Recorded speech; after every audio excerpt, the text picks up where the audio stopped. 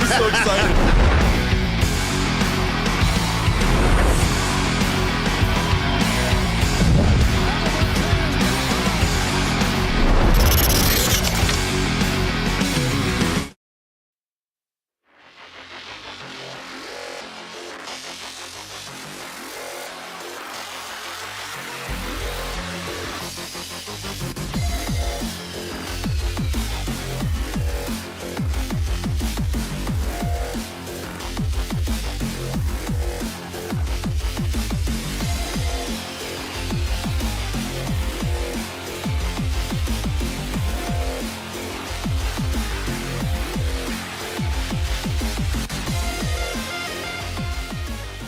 It's time for Two Guys and a Goalie with Dustin Nielson, Matt Kassian, and the goalie, Joaquin Gage.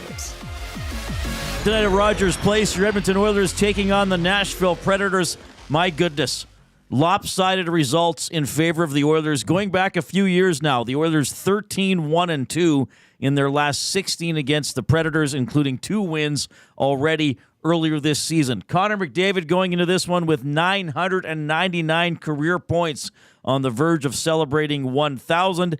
The Oilers will play with 11 forwards and 7 defensemen. Victor Arvidsson is out. Not a major injury. Sounds like he'll be back Saturday in Toronto, but he's not going to go tonight. Those are your headlines. We will discuss those and more over the next hour here on Two Guys and a Goalie. Reed Wilkins in for Dustin Nielson. The goalie is with me, Joaquin Gage. How's it going, buddy? I'm good, buddy. How are you? And I'm doing great. And the other guy in the Two Guys, the main guy, joining us from a remote secret location, is Matt Kassian. Hello, Matt.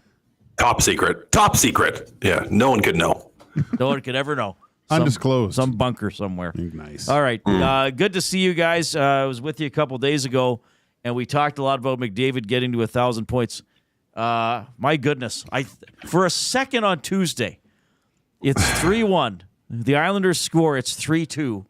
And I thought, here come points on 2 empty netters. He's going to have a 5-point game and get it. Had to settle for the assist on Draisaitl's overtime winner. Look, the odds are greatly in favor of it happening tonight. I think his teammate Nugent Hopkins and Ekholm spoke this morning, both very glowingly, not about just McDavid's point production, which I think speaks for itself and is obvious, but also about his leadership and how he carries himself behind the scenes and does other things that help the team. And I thought Nugent Hopkins made an interesting point, that part of McDavid's story is how young he became a captain.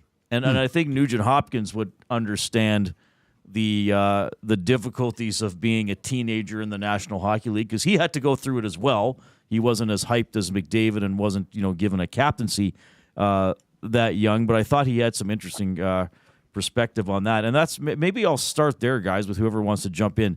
Part of his story, and I know he's not the only person to do it, but from the first time, I'll tell you a quick funny story here. He comes out for a scrum like the first day when they're doing physicals as a rookie, okay? Yeah. So it was such a big deal that it wasn't just me and Bob and Speck and Maddie and all the regular sports guys. It's like TV stations sent their news people to cover this. This wasn't just the biggest story. This was the biggest sports story. McDavid's first kind of official day as an Oiler. And there was a guy from CBC who jumps in to start the scrum, and he says, "So how exactly are you going to turn this franchise around?" And McDavid's kind of like, and then I think Stoff or somebody jumped in and said, "Why don't we start with a different question?" But anyway, that's kind of what he's faced his entire career from being an 18-year-old. I'm trying to think, and Cass, you might have more experience, but I've never really had all the teams I played with, it was always an older, experienced veteran guy who wore the C. That doesn't always mean that they're your biggest influence as a leader, but no, I've never been on a professional team where that mantle has been thrust upon someone at quite a young age. And so, obviously I hear the stories of the maturity of these guys and how professional they are, but I really can't speak on it, and that's probably why they made reference to it, especially Ryan Nugent-Hopkins. Maybe kind of along the same lines. But yeah, it's a tremendous amount of responsibility. But I think as a young player, you probably take too much on if you get the C, if that makes any sense. But no, you mentioned he comes out to a scrum with, 30 people as an 18-year-old.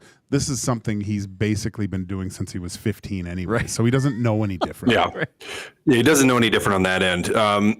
So on that end, I think he was used to dealing with the pressures of it all, and has always handled that professionally and at times boringly, which is perfectly fine and fine to me. Like you don't have to. Now I love having guys like PK Subban around that, you have that energy and that spunk and that vibrancy to the way that they interact with the media and stuff. Like it's fun.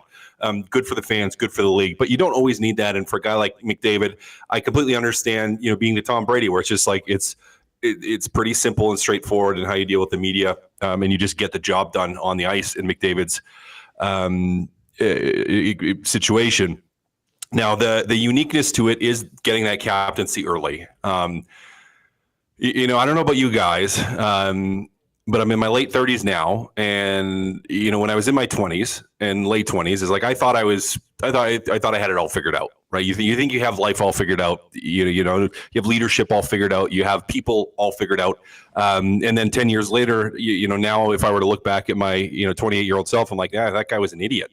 Right. And if you were to look back 10 years earlier, even into junior, I wore a letter in junior and got it stripped because I requested a trade. That was fun. Because my GM wasn't playing me, or coach and GM wasn't playing me.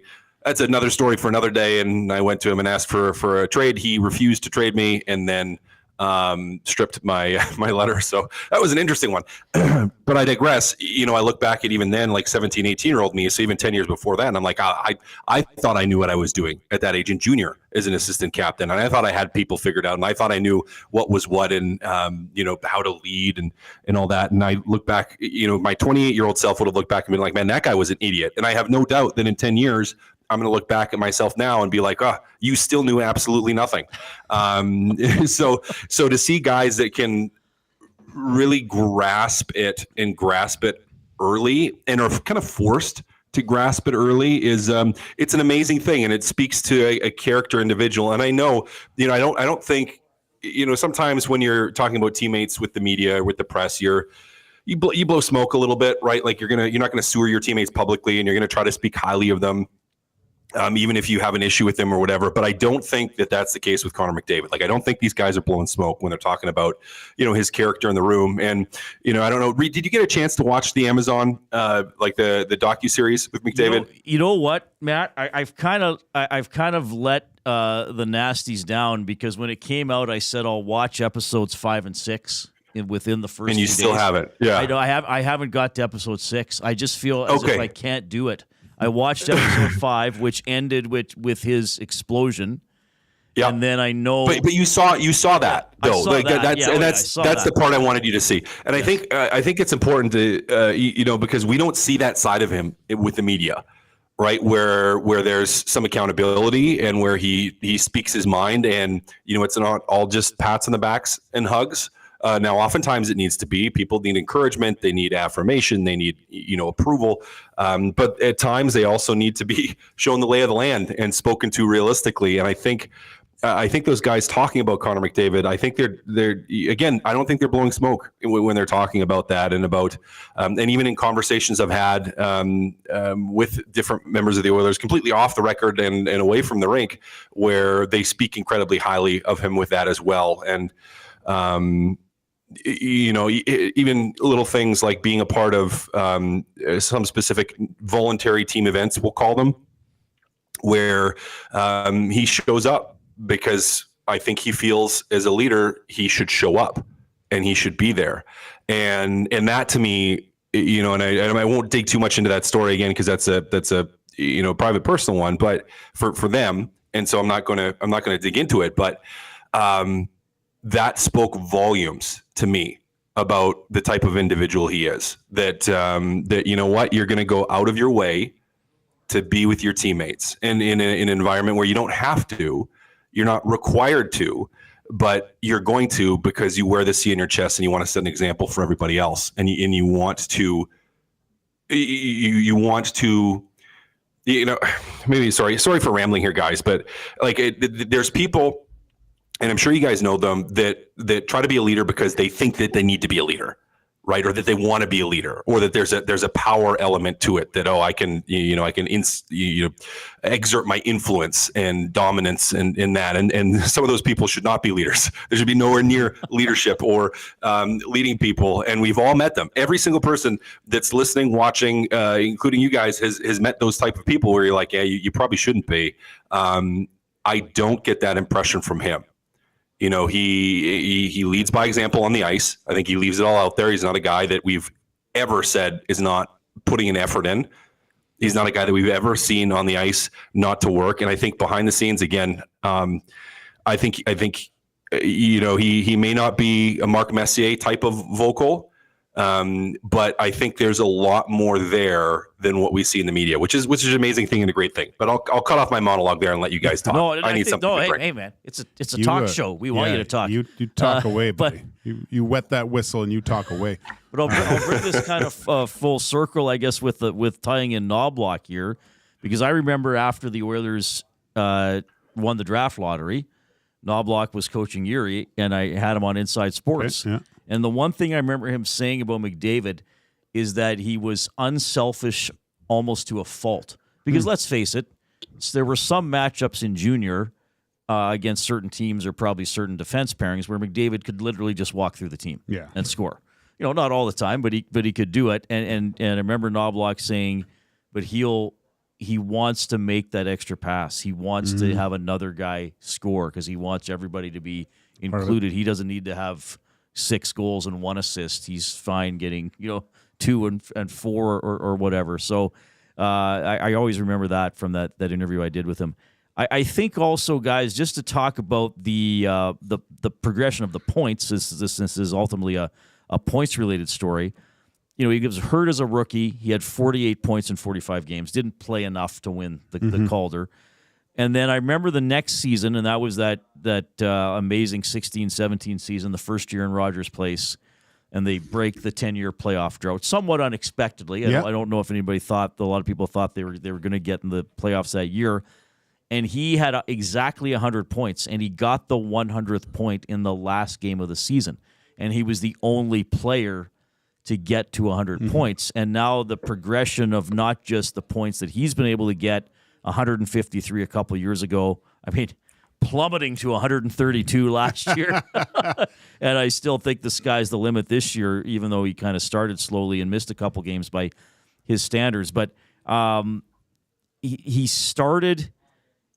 I guess for me, he didn't start in a full-on dead puck era, but he started in a lower scoring era, and now he's sort of led the charge of what I think's become an offensive era, and a lot of players who came up with and after him, have now grown up. And I mentioned this to you guys a couple of weeks ago, like no red line and on all the 3-on-3 overtime, just more opportunities for points, and he's at the forefront of that.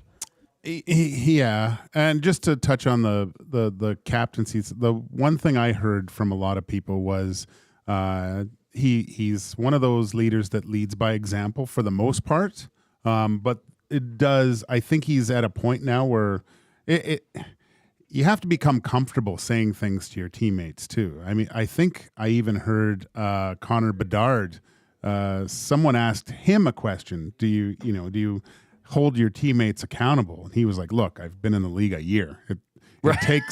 It takes time before you can actually, there's a respect thing there. But I don't think Connor McDavid's one of those a player to ask anyone to do something that he's not willing to do himself, right? And so that's the mark of a true leader.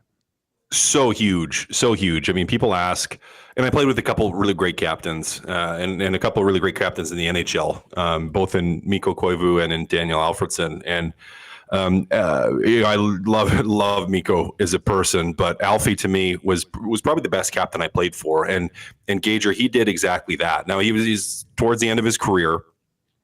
He wasn't putting up points like he did when it was the Spezza Heatley Alfredsson show back a couple years before that. But One of those marks of those guys is not just their ability to do it on the ice, although that is part of it. It also is that they don't ask people to do anything that they're not going to do themselves. Now, you may be better at it and recognize that, but I've shared this story on here before. Reed, I don't know if you've heard this one, but I've said, if Alfie told me, to take off your skate and try to stab somebody on the ice, I probably would have not asked the question. I would have just been like, well, okay, he probably just can't do it right now. Which so guy? I probably should just go do it. Yeah. Which guy? Yeah. And how many times? I wouldn't actually, but what I'm saying is, like, if he was like, hey, Cass, like, go cross check this guy in the face, I would have been like, okay. Right. Because it's like, or if Alfie looked at me and was like, hey, we need you to go fight this guy, or whatever it was, it's like, that he's willing to do that stuff himself, because he would, right? Whether it was from not that he needed to be fighting, not that McDavid needs to be fighting or anything like that, but it's just like those guys, they don't do anything that they don't ask you to do anything that they're not willing to do themselves. And you may be better suited to it, which is where they ask you to do it because they know it's well within your skill set or your tools, or your role for the team. But I think for guys like Bedard too, and McDavid, there's a growing in process. Reed, you talked about the points early on. Like there is a development process to that where you can't quite say the same things and lead the same way when you're younger, as an 18, 19-year-old, because you're playing with guys that have been around for 9, 10, 12 years. You can't just chew those guys out. I kind of feel like at the start of a career for a player like McDavid or like a Bedard, where it's like a lot of that early leading is by example of what you're doing on the ice. You may not be as vocal in the room, telling guys what to do, what not to do, chewing guys out when necessary, holding people accountable, yelling and screaming and all that. You grow into that, but you grow into that by your play on the ice. And McDavid showed that from day one. As we knew he was going to be this special, generational, unbelievable player, his building of that and putting up those points early, basically it's like it's currency to a certain extent, because people see what you're capable of on the ice, and that immediately makes your opinion on, he's so good at hockey, so his opinions on how you're playing and what you're doing become more and more important. And as you age a little bit, now have a little bit more experience, you can become more and more vocal. And I don't doubt that that's what we have seen with Connor McDavid. Who was his captain his first year? Was it Ference? I don't think they had one. It might have been vacant. But they waited. Yeah, they waited. I think So Ference might have still been on LTIR. He was on. Yeah, it was his last year on. 15, 16, no captain here. Just Okay. looking. So Ference is listed as 13, 14, and 14, 15. 15, 16 says no captain, and then they had that. That wasn't a conference. The announcement at Rogers Place when they did his captaincy, and they had him and the 3 assistants walk out through the sliding doors at the start of the 16-17 season. And the assistants were him, Eberle, Lucic. Hull? Who was the 4th assistant? No, Hall was traded. Oh, he was traded to that. Right? Because they got Larson that year. Oh, Was it Larson right away? I can't Oh, no, recall. it was Nuge. It was Nuge. It was Nuge. Okay. Yeah. Oh, yes. So in 16-17, McDavid was the captain. Eberle, Nugent Hopkins, and Lucic were the assistants. And I'm going to throw this in. I should have saved this tweet. It wasn't me. And it was mocking the Oilers because, there was still the thought, well, they're still not going to be that good at the start of 16-17. And I can't remember if the Oilers did it or somebody else did it, but it was kind of a cool shot because they were wearing just their regular clothes. And so it was the 4 of them and, coming out through the doors, and they had it lit so it looked kind of cool. And somebody said, caption this picture, and somebody said something like, well, they look like a boy band, and somebody wrote Blink 0 and 82. And I have to admit, that's pretty good. That was pretty funny, even though it was taking a shot at the Oilers' decade of darkness. But they showed everybody that year where they started 7-1 and made the playoffs. 2 Guys and a Goalie, of course, presented by GS Construction, setting the industry standard for 50 years with quality, efficiency, and safety driving their success. GS Construction has a foundation built on teamwork, and now they want you to become part of the team. Visit gsconstruction.ca, click Ready to Work, or visit their page at Indeed.ca. With the Next Person Up program at GS Construction, it's not just a job, it's a career. We'll circle back to the 1,000 points because I want to have some fun with you guys, maybe about how it might happen or what you think will happen when he gets it. And again, I'm hoping it's tonight and not in Toronto on Saturday. Personally, speaking of next person up, well, Arvidsson's not playing, but the next person up isn't a forward because they don't really have any extra players. They're good. They're going to go 11-7. So we'll see how they rotate through lines and stuff like that. So that means Travis Dermott comes in on defense. I know the old thing with this is 11-7. Forwards love it. Defensemen hate it. Cass, I'll start with you. Just without Arvidsson, who, like a lot of the Oilers, has had kind of a inconsistent, at times underwhelming season, but I still think they're going to miss him. But what do you think of going with 11-7 tonight, and how that'll affect the play? Yeah, is this a hire it, fire it situation? I'm going to fire it if it is. I don't know. It might not officially be a GS hire to fire it. Sure. So I'll fire it. And hate is a strong word, but I would much rather see them call up like a Matt Savoy, who we haven't seen yet. From a skilled player, someone who maybe can play in your top six, and give him a shot at it. Let him play in your top six. I know he's not an Arvidsson style player, but he's a player with a ton of skill. And for me, I'm like, okay, you got this young guy that you traded for, who's your top prospect, best prospect. You haven't had him up yet this year. You have a guy go down in your top six. Why not give him a crack at it? Give him a run at it. Now, maybe you're looking at this going, Jeff Skinner hasn't had a ton of opportunity or time, and maybe it's a chance to work him in a little bit more and to make sure your forwards are all getting some time and everyone can contribute. And I get that to an extent, but to me, I much rather would go with 12 forwards and bring one of those young guys up. Let them get some NHL experience. Let them play, because you're not going to run with 11-7 the rest of the season. If a defenseman went or a forward got hurt for a long period of time, you're gonna try somebody else out. And so to me, it's like you're missing out on a little bit of an opportunity with that. And I don't think Bakersfield plays till Saturday, if I'm not mistaken. So, it would be easy enough to call him up, have him play a game, and then send him back down the next day, tomorrow, if you needed to, or wanted him to play in the weekend in Bakersfield. So to me, it's a little bit of a missed opportunity to get one of those young guys a game. I just think it was a conspiracy to make sure that Connor McDavid gets his 1,000th point. Maybe, yeah. So they can double shift him, because if you double shift, there you go. There's a really good chance he does it tonight. But if he's double shifted all night, there's a really, really good chance he does it. So I think they said, hey, Arvidsson said he wasn't feeling well, and they said, oh, you know what? Let's we'll take you down. And of course, everyone in the minors, who's getting called up? Nobody. Connor's playing double the minutes tonight. That's it. Yeah.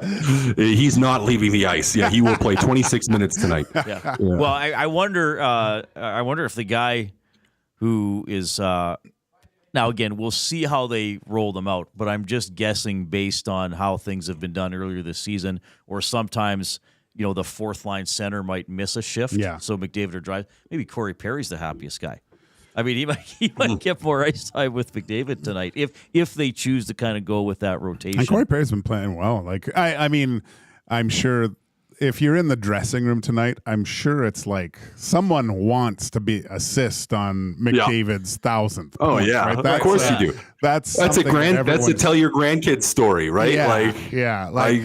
When he gets the puck, can we saw that off in two? I need half of that. That's going to be worth something someday or whatever. But yeah, that's probably the fight, is trying to get him. I don't know. What do you think, Cass? Do you think it's a goal or an assist that does it? Because Reed, we were talking about yesterday when I played in Sweden. The first goal, when you went to a different team's building, the whole bench would pile off for the first goal. It was really frustrating for me my first couple of games, because it was quite annoying. Because it happened a lot. Yeah. yeah. But it only happened once, but it's just whatever. And then and then so I thought, well, if McDavid scores, does the whole bench come out and celebrate at that point? Probably not. That would be awesome, though. I hope it's a goal. I mean, statistically, it's more likely that it's an assist if we look at his career, right? Statistically, that is the higher likelihood of that, but it would be so much more awesome if it's a goal. So I hope guys are just feeding him the rock. I hope he's shooting on the power play if he doesn't have one yet, where he's pulling the trigger, because it would be so much more fun if it was a goal. And listen, it's going to be awesome either way. The only, again, not that it'd be disappointing, is like, if it is an assist, you hope it's like a nasty assist, like where he just does something filthy and it's like a beautiful play, like where he skates through two guys and spins around and like backhand pass through someone's legs and it's a tap in, like something like that, which would be, pretty close to on par with a goal. Like if he just does something amazing, you'd hope it just wouldn't be like it deflects off his skate by accident and goes to somebody and it goes in or something.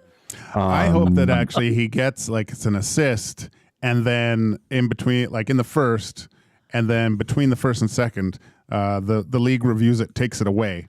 And then they have Some weird assist, yeah. Or gives it to him. Thing again. Or gives it to him. Happen. Yeah. I know that. Or gives it to him where they change it. Yeah. That'd be great. Well, the assists don't get changed as often as the shots on goal get changed. Oh, yeah. Side note, personal pet peeve, because I'm always taking notes. It's like, the shots were 12-8 Edmonton, and then they change 4 times on the scoreboard during the period, and then you get the game sheet, and it's something different, and then by the time the period starts, it was 10-9 for the other team.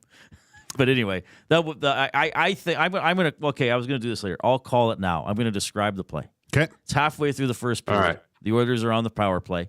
Okay. McDavid makes some sort of a great pass to Hyman in tight, and it looks like Hyman has a tap in. And it's either one of those where the goalie gets his pad across, or he's so tight to the net, he hits the post, and it's like, they didn't get the goal. But then McDavid swoops in, retrieves the puck. The other team is in disarray, and Draisaitl's camped out down low on the right wing, and it goes across, and Leon fires it in from a sharp angle. I'm going to call an assist on a Draisaitl classic power play goal. Okay. Why not? Yeah, I could see. He's just looking at him last game, the way he was dancing with the puck. I think it's one of those ones where it's like a 1-on-2, and he goes inside out, and he's got that great wrister that he unleashes a wrister, high blocker to score the goal. I think it's a goal he does this on. He's going to have the safety off tonight. I think it's not going to be a pass first, McDavid. I think he would like to do this with a goal. So, because this is what we talked about. He's such a good guy, and he probably, if he passes it to someone and they score, he wants them to celebrate their goal, not to come to him for the pass, right? He wants to be able to, okay, I'll get it taken care of. It's all done. Scored the goal. Let's move on to 2000. Move on to 2000. I can already think ahead. Cass, you can make your overly specific prediction about the 1,000 point too. This is for fun. Overly specific, just because this is what I want to see happen, is McDavid picks up the puck on a curl down low, breakout in their own zone, like a nice little a bump play to the middle, and he skates through 3 guys. He beats 1 guy, 4 guys, splits the D, and buries it on a self-made breakaway. I mean, to me, that would just be glorious. So I'm going to say he does that.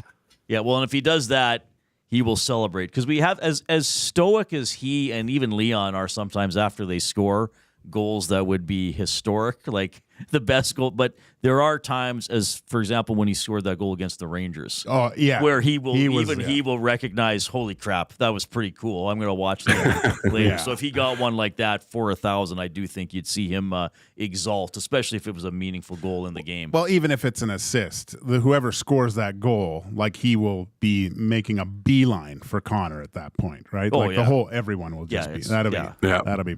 And that's the beauty of hockey compared to a lot of other sports with the acknowledgement of the assist instead. Like, usually the guy that does the assist does all the work, and then someone just shoots it, goes in. But he looks at the guy that gave him the puck. I want to get to a couple things in the nasty chat here, guys, and give us a thumbs up if you're watching on YouTube as well. If you're listening on one of our audio streams through TuneIn Radio or iHeartRadio, we thank you as well for checking out the program. I'm sorry if I'm saying these wrong. Mex Bezozu, again, I may have butchered your handle, says, however he gets it, this is a funny one, it'll be because Bouchard refused to shoot. Very, very possible. I think I've been saying it since the first game of the season. I want more slap shots from Bouchard, though he's starting to shoot a little more. And then Chris G says, so side topic, but a fun one to explore. What's your guys' take on Leon getting 130 points this year to get to 1,000? I would say probably still unlikely, even for a player of Leon's caliber. Maybe a year from now, we're talking about Leon getting to 130. But it's fun to discuss milestones like that. And I will say, guys, this season for Draisaitl, he's got 12 goals in 16 games. Yeah. He's been, as much as I personally, and I think you guys at times have talked about almost each individual Oiler at some point having an underwhelming season. Draisaitl's, I guess, the first game against the Jets, but he's kind of been there since day one, and he's already got 3 overtime winners as well. Yeah, so he's quietly scored 12 goals. Right, That's it feels like it's almost quietly. Yeah. So, but 130 even for him. That's tough. That would be tough. I think he can get to 100. I don't know if he's going to get, but I think a year from now, we're talking about that with him. I mean, 20. What is he at? 20 points now. Well, he'd need 130 more 130? from what he is now. So that's quite a pace even for him.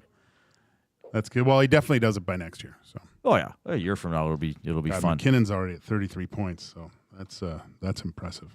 Yeah, is he first now or is? Yeah, he's first. Because wasn't McCarr first for a while, a couple weeks into the season? Yeah, he got hurt, and then Krill the Thrill Kaprizov is at 28. So, you guys just hate him too. Yeah, I hate him because it's what we do, Cass. Yeah, you just hate his guts. Yeah, no reason. You hate his guts. Yeah, he plays for Minnesota. Yeah. All right, games at 7. Of course, the Oil Stream pregame show will be at 6 o'clock with Tom and Herna. And Tom actually posted in the Nasty Chat how sometimes the stats change while you're doing a postgame show. Yes, that happened. Remember last year when they had all those shots against Tampa Bay? Yeah. And it was a team record. And then they took a couple away, and then it wasn't a team record. And then I think by the time Rob and I signed off, it was a team record again. And we keep changing it on the store on the website. But anyway, that's a bit of a side note. Let's talk about Jeff Skinner, guys. Under 10 minutes last game. Didn't play a lot against the Canucks either. He's been on every line. I mean, he's got to know everybody how he's playing. He's surprised me at times with his ability to get into the mucky area because I wasn't sure about that. Certainly that goal against Calgary was a great goal, but he can't live for the entire season on that. He was the guy who got walked around on the Islanders' second goal, and there seemed to also be some confusion on that play because that usually would have been Perry's wing, and they were kind of almost like, oh, okay, I got it. Yeah. So, and I know you and I were talking off air yesterday about that too, Gager. Is this Knobloch saying, okay, like, great, you're trying to be creative in the blue line in, but what are you doing from the blue line back to your own end, or how do you see this reduction in ice time? Yeah, it's this is a guy that's been given a lot of rope so far, I think, but this is a coaching staff that wants to see a little bit more from him. There's been points where I go, God, that's a really good play. That's a smart hockey player with really good instincts, and we've seen what he's capable of offensively, but I think this is a point in time where when you look back at his whole career, this is a guy that hasn't played a playoff game yet, and hasn't really been in a situation where, being on a contender for the Stanley Cup. So I think that's a little bit of it's a new thing for him to be at. I know there's obviously a lot of experience with Jeff Skinner too, but there's also trying to feel where you fit into a team as well. Like you're not the only one counted on for offense, and he has to find what's going to make him successful within this lineup, wherever he's playing. And it hasn't clicked for him yet,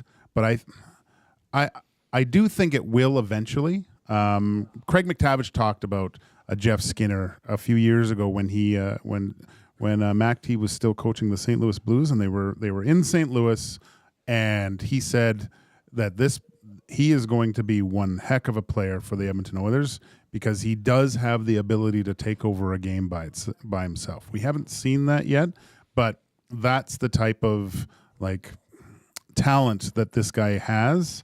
But it's going. He's got to show something soon, I think. But I have full confidence it's eventually going to get there for him. But again, it's just coming to this team and I don't know, maybe just gripping the stick a little too hard, and it's just not coming for him yet. There's been some moments, though, guys. Would you agree? Like there's been moments like that we've seen him from either a high skill moment or just a grinding moment where he's been really, really good. Yeah. Like to me, it's just his struggle has been consistency so far. And part of that could be due to just an inconsistency of line mates where, as you said, Reed, like he's familiar with everybody at this point. Like he's played in all kinds of positions, hasn't been able to regularly play for a long stretch of time with the same guys at a significant level of minutes. So I've seen flashes of it.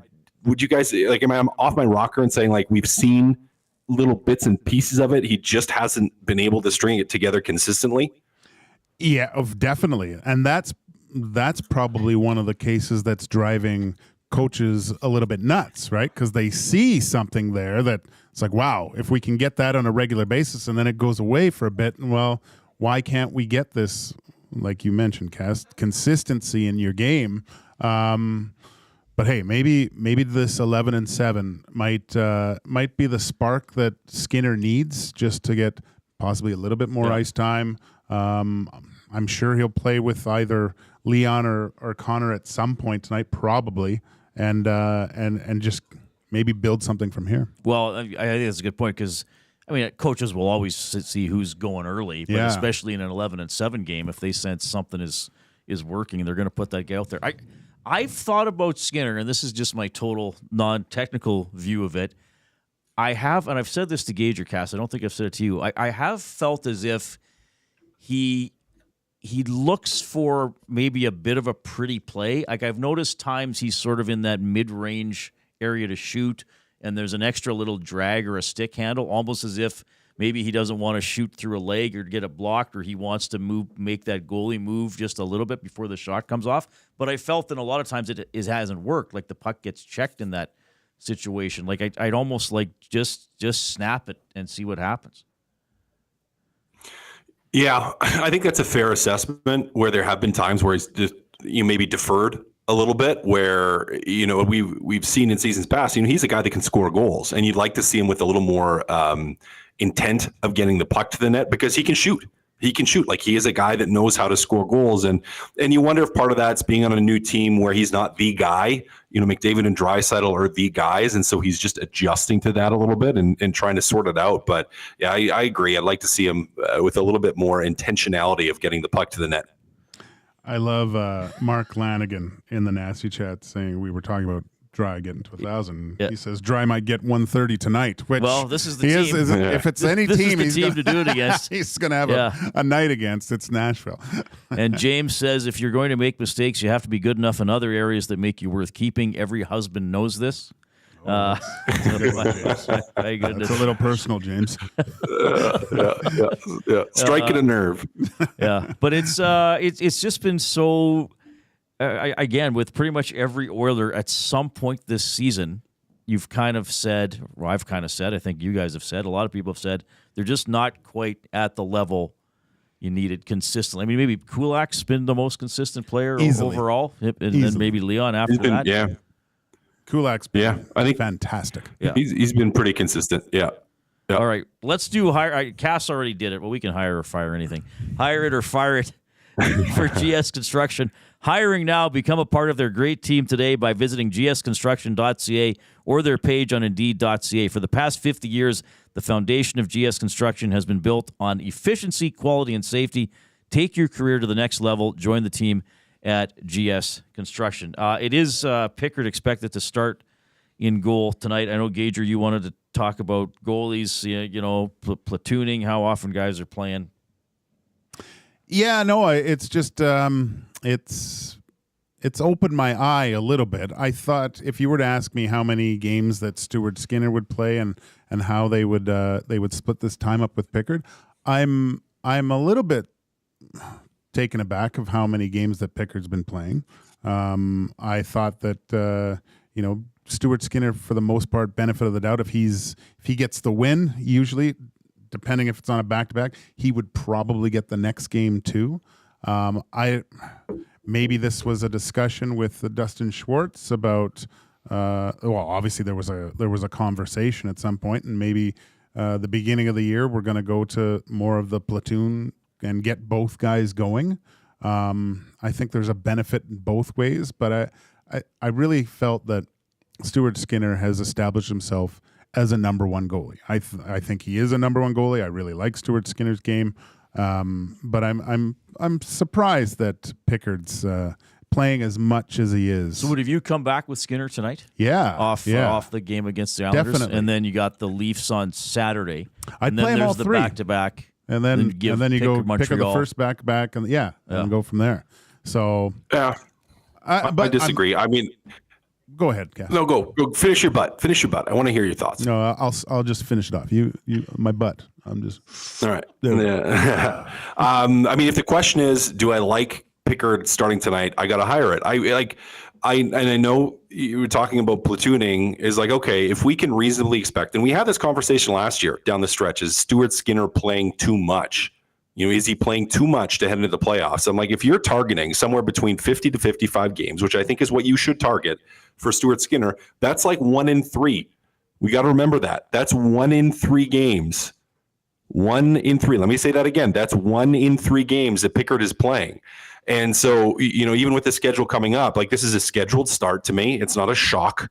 It's not like, Stuart Skinner didn't play very well, so you're going to start Pickard. It's, you have some time here. He can get his work in practice with Schwartz. You start Pickard, who has generally been pretty good, aside from a couple of games so far this year. And then in the games this weekend, you mentioned you have a game and then you have back-to-back. Well, you're going to play Stuart Skinner 2 of those, and it falls right into that 1 in 3 number. So to me, it's like it makes total sense. I'm not worried about it, not freaking out about it. This is what we want. This is what we want when we get to the end of the season and into the playoffs, to have Stuart Skinner at that 50 to 55 game range. To me, that's ideal. Schwartz was a form of power in a movie one time. Yes, Spaceballs. May the Schwartz be with you. Oh my God, your Schwartz is as big as mine. They were holding it's a great line. Lightsaber, great line. swords, whatever they were called. So I don't good. remember a lot of lines from movies anymore, but I do remember that. Yeah, the backup, the number 2, whatever you want to call him, you'd think would be around a third for sure, Cass. So it's going to be, speaking of 11 and 7. Now Skinner's been pulled, obviously, but it'll be 11 appearances for Skinner, and this will be the 7th for Pickard, who has he been the better goalie? He's got a slightly better save percentage. Neither guy's is great. Pickard's does have a better goals against average by over half a goal. Somebody did ask in the nasty chat, James again says, did the Oilers play tighter D with Pickard in net? That's always a question I would get. Do they play different in front of a different goalie? You're going to force me into a corner in the fetal position, sucking my thumb, because this is, as a goalie, like battling at times in my career, I always thought, the coach is screwing with me. He's giving me the game that we're going to lose, and just play complete mind games with myself. And I think to a point, like I hated those games on the back end where it was probably a game it would be a tough win, and you played those if you didn't play in it after a while. So, but really, that doesn't exist. It's only. I disagree. Do you disagree? You would actually say it's okay to lose this game for because no. That's what I mean. No, not that. Okay, yeah, maybe I misunderstood you then. No, what I was trying to say, just to clarify, is that I think teams can and do play different in front of their backup. And sometimes having that backup in a scheduled loss, we'll call it, one like a game you're expected to lose because it's travel or whatever. Yeah. Is, and putting your backup in that situation is like, okay, well, maybe you get a little bit more to your guys because you're like, okay, well, we have to play better or whatever. But it can change. Not that it should change how guys play in front of their goalie, but it can change how guys play in front of their goalie. It can. I'll say that. Yes. Yeah. It shouldn't, but it can. You should play the same way all the time, kids. Yeah. But, when you got 10 guys jumping in front of pucks trying to block them and the shot's coming from the red line, it's a little disheartening as the backup. Well, I'll use an example. So we my first year pro, I played a little bit of time in the coast, and we had your emergency backup goalie, and it's like our goalie faked a cramp to get him into a game as like a little reward to the end. And it's like guys are doing everything, like not to let shots through. Like it was about as mistake-free hockey as you can get. Guys just sliding all over the place, just throwing themselves in front of pucks. I don't think he got scored on either. In that, if I recall correctly. David Ayers? Was it David Ayers was the one, and then was there a Foster, the guy in Chicago? Yeah. There was a couple E-bugs, but it was Ayers against the Leafs, right? Leafs. Well, yeah, he was with. Was it Carolina? Carolina. Right. And Carolina won. Yeah. He was in for like a period and a half too. Like, yes. I think the first shot went in, and I mean even Aho was sliding to block shots at that point. Yeah. So not that it's like everybody's getting. Yeah. Like you are so dialed in that moment. And it was interesting because it was Scott Foster, the other guy, who's an accountant. And he appeared in one game for the Blackhawks in 2018 as an E-bug. And he was the one who didn't want any attention. I just double-checked that he basically refused all interview requests, and then he finally did one with ESPN about a year after the game. Okay. Whereas David Ayers was like... Yeah, he was wasn't he taking pictures on the bench with his family after the game? And like good for him. So he should have. I'm happy he did that. That's amazing. Yeah. They changed the rules after. I think that there was something to it a little bit. Whatever. I guess that's tough to do as a professional sport. You don't see a lot of like NFL. You don't see someone coming out of the stands and quarterbacking with Cowboys, which probably might help, but I don't know. I enjoyed. I think I did it last year, a Golden Bears game. Matt Berlin was playing, just every tweet about the game, I was like, former Oilers goaltender Matt Berlin with the save for the Golden Bears. Former Oilers goaltender Matt Berlin will continue playing the third period. He's one of the best trivia questions of all time. Remember I did that weird stat? I did that stat a few weeks ago, which the Oilers goalies who had played the fewest minutes but had appeared in a game, and he's number one because it's down as 1 minute, even though it was like I think a minute 30 or something. What do you think of that, Cass? Like if you're up by a few and the E-bug's there, he's a young guy. Who knows if he's going to be in the NHL at some point or not? Are you okay? Maybe say you're the visiting team. You're down by 4. There's 8 minutes left, and they throw the E-bug in. Are you okay with that? Or do you take offense? I mean, you want to score on them. Like you want to, you're not, I mean, I'm not upset about it. It's like, I think we can all recognize that, the story, right. And the reward and what you're doing for someone and their family and their life and the community. So I think you recognize it, but you're going to try to score. It's not like you're going to take it easy. It's like, no, we're going to make this decision suck for them, but you understand it, or you should understand it. Yeah. I got a question for you guys. The big Uke in the nasty chat, and Uke, I look forward to your limerick on my show later today.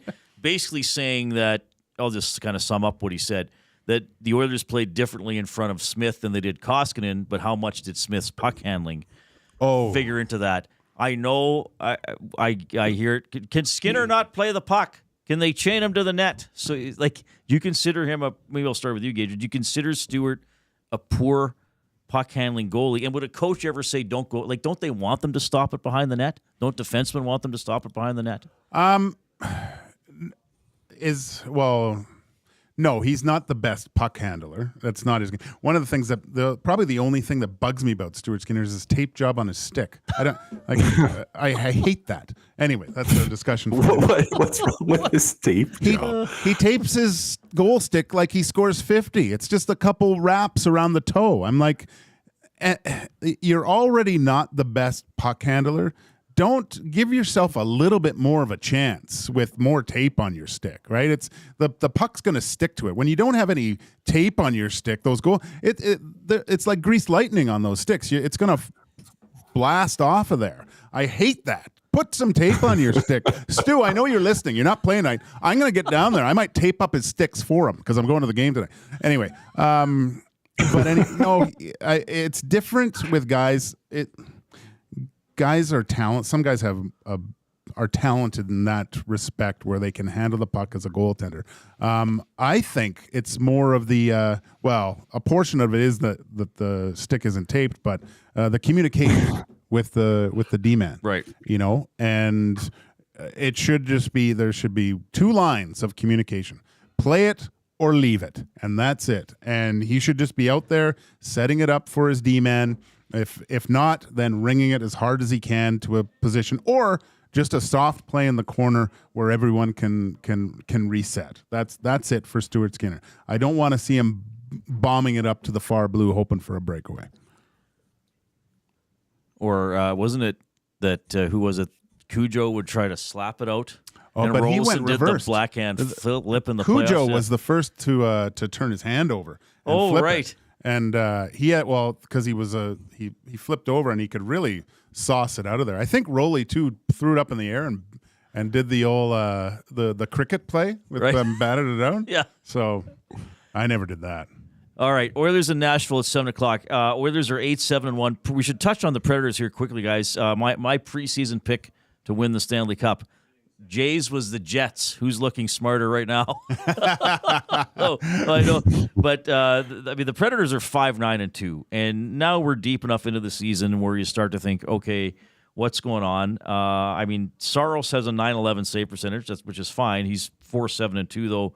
Win-loss. You look at some of the stats. Forsberg has 8 goals. That's on pace for 40. He's doing all right. Yossi, as a defenseman, has 11 points.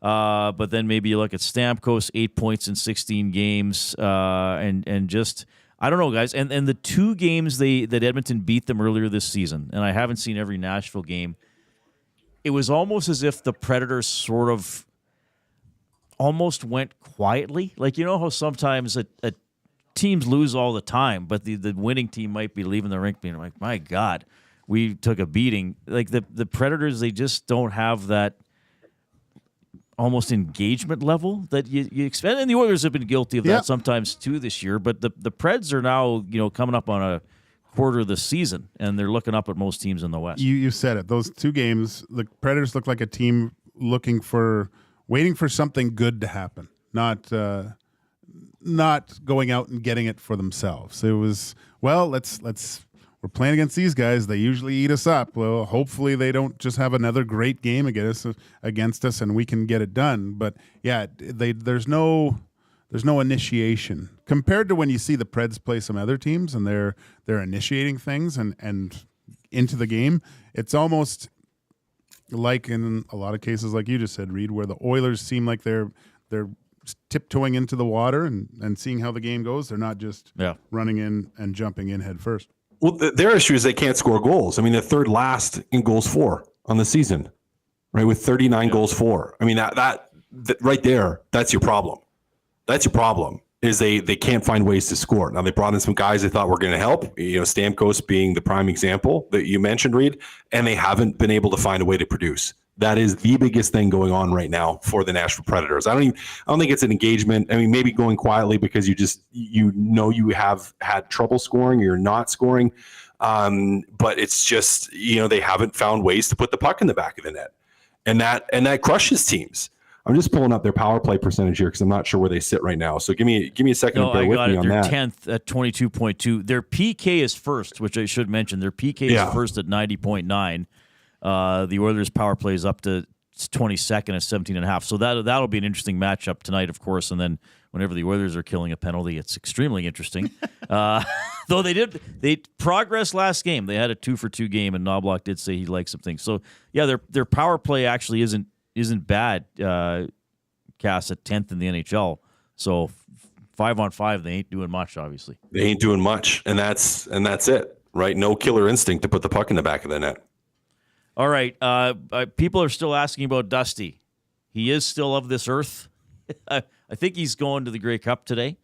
Nice. But he's still been fighting some for a while. But he is still our leader here at Edmonton Sports Talk.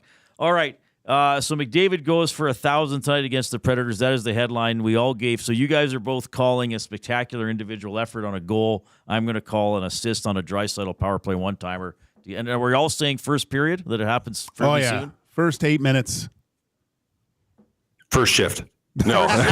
It'd be great if he just on the opening phase, just chipped it past the other center, walked around him, sped in between the two defensemen. 4 seconds in his Slap shot, touchdown. That'd be That unreal. would be great. full slap Unreal. shot from the blue line. It's like Doug turns into Doug Wilson all of a sudden, or something like that. Okay, Cass, always great to see you. Have a great. And are you back on tonight with the guys? I'm back tonight. Yeah, I'm back Okay, tonight. perfect. So Cass will be on the Oil Stream Postgame show.